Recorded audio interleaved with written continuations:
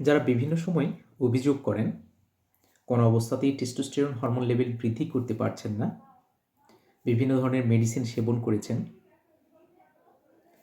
তাদের জন্য আমার কয়েকটি পরামর্শ। আপনারা প্রতিদিন কমপক্ষে 6 থেকে 8 ঘন্টা নিরবিচ্ছিন্নভাবে ঘুমাবেন। প্যাকেজড ফুড, প্রসেস ফুড এবং জাঙ্ক ফুড এড়িয়ে চলবেন।